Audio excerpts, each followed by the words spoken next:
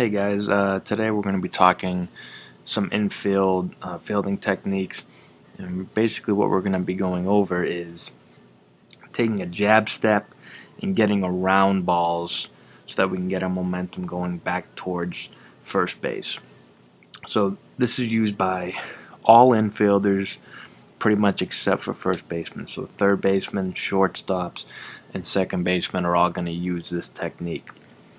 Now the basic idea is when the ball is hit, we want to get to the right part of the ball, right hand part of the ball. We want to get around the ball so that when we start to field it, our body is moving more towards first base as we're coming through and fielding the ball, and we have good momentum moving that way. It's going to help our accuracy.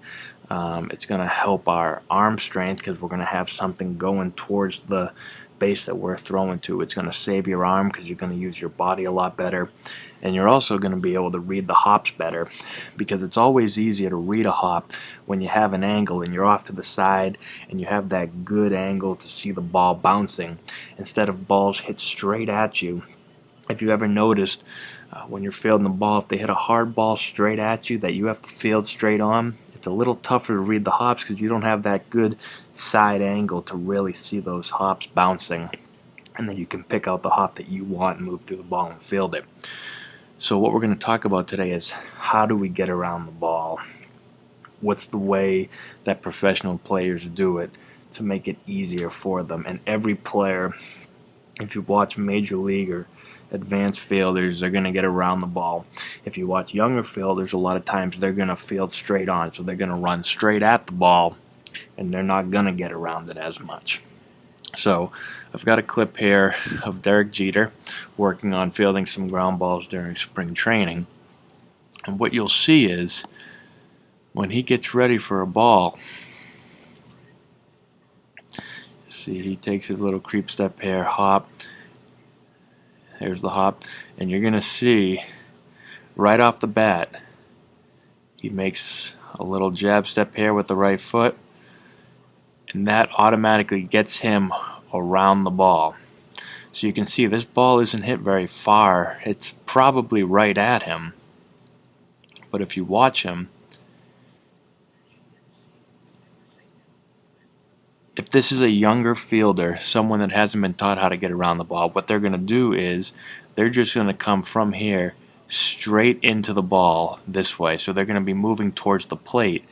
Then they're going to field and have to get the momentum going back this way.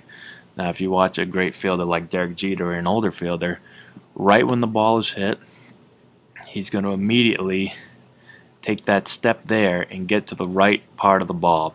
You see, it's only about a step or two. Now he's around the ball. Now he's going to work back towards first base. As you can see it there, he gets his right foot planted. Now there you can see the momentum moving towards first and not towards the catcher. Now it's just to replace the feet and throw to first base. Now if you have been taught this, there's a few different ways that they call it. Some people call it, take a banana to the ball, which means get outside and make that little banana right here. That's fine. Some people teach you, they just say get around the ball, get to the right part of the ball. Whatever your lingo is, however you want to call it, is fine. But it's important to, right off the bat, make that little move, that little jab step to the right, so that we're getting to the right part of the ball.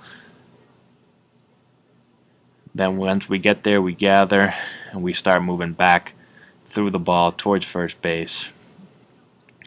And that's why you'll see a lot of older infielders, a lot of big league infielders. It doesn't even look like they're really trying to throw the ball, but they use their bodies well by getting around the ball, getting their momentum moving this way. And it's not a real hard throw here. There's not a lot of stress on the arm. It saves your arm because you're using your body. Just a little flick of the wrist there. Nice and easy over to first base. So once again, just to review real quick, and this is the same thing for second baseman. Third baseman might not have to use it as much because they're close to the line and they don't have a lot of area to cover to the right part of the ball. But you still want to get to the right part of the ball when you can. Again, if the ball's hit to the left of you, well, we don't have to do it as much because naturally we're going to be on the right-hand part of the ball. But any ball hit straight at you or balls hit to your right, you have to make sure that you get a quick jab step, get outside, get around the ball, field it, come back. You've got a better angle on the ground ball to see the hops. You're going to save your arm, be more accurate, throw the ball harder. And that's how it's done. So work on your jab steps, work on getting around the ball, taking a banana, getting to that right-hand part of the ball, and fielding back through it towards first base. And if you watch any Major League infielder, that's how they're going to field. Balls hit right at them and to the right. So if you don't do this, just add it to your game. Make sure you're watching guys on TV and watch some of those big league infielders and watch how they do it consistently time after time after time. And with a little footwork, you'll have it and you'll be able to do it consistently every time. Alright, hope this helps, guys. Give it a shot and let me know how it works. We'll see you.